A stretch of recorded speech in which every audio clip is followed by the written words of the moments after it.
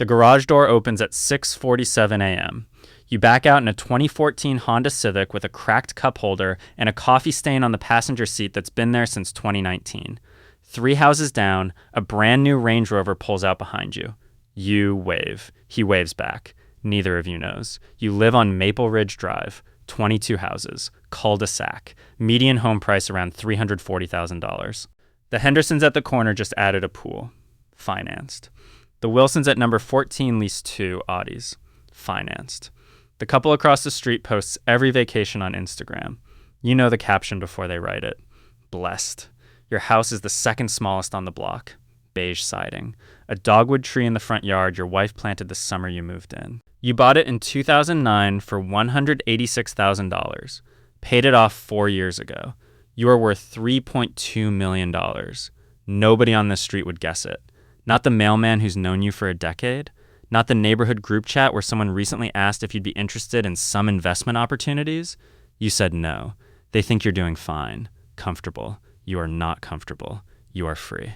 Those are not the same thing. You pull into the gas station on Route 9. You've been coming here for 11 years. Same pump. Same clerk. Her name is Denise. She has a granddaughter named Ellie who just started kindergarten. You know this because you asked. Most people at this pump are scrolling. You're the guy who talks to Denise. The Civic takes $34 to fill. A man at the next pump is filling a matte black G-Wagon. He glances at your car.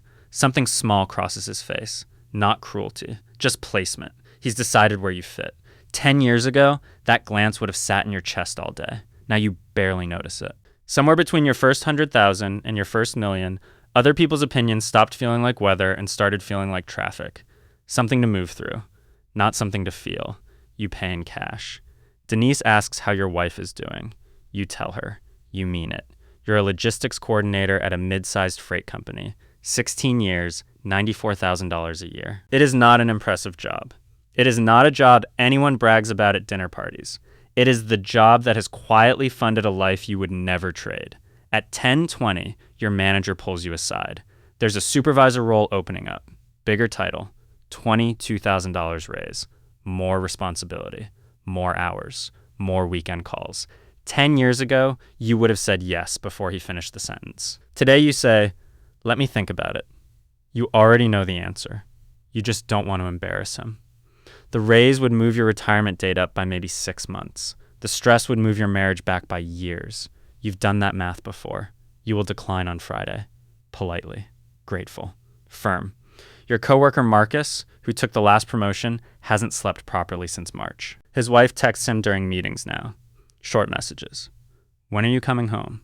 No question mark. Money buys many things. The most valuable one is the ability to say no thank you without flinching. At lunch, you sit alone in your car and eat a sandwich your wife packed. Turkey. Mustard. The good bread from the Wednesday farmer's market. Your phone buzzes.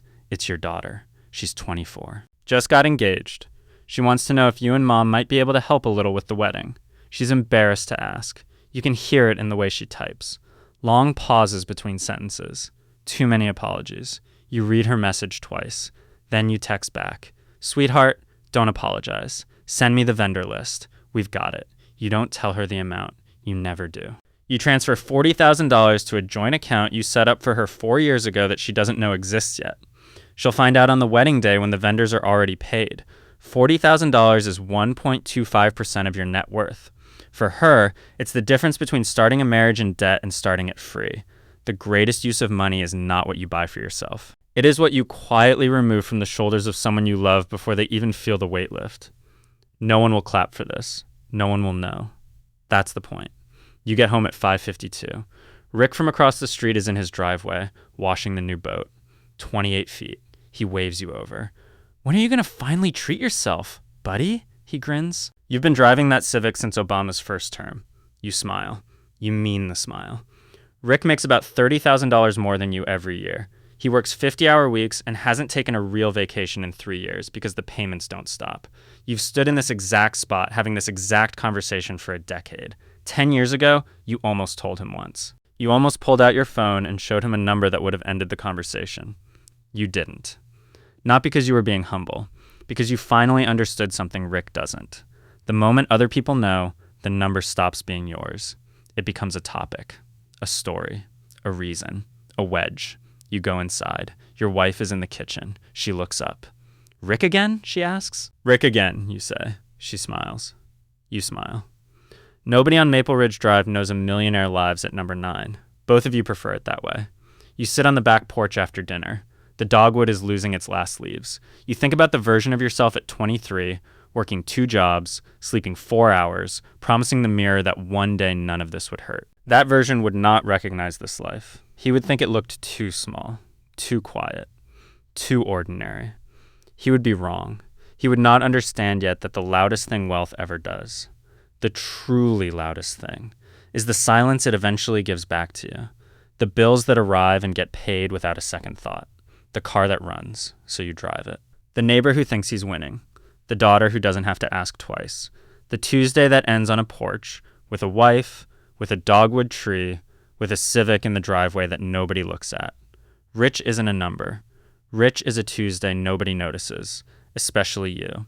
If you already live quieter than the people around you think you should, you already understand this video. Tell me one thing in the comments. What's the loudest thing you stopped needing? I read every one.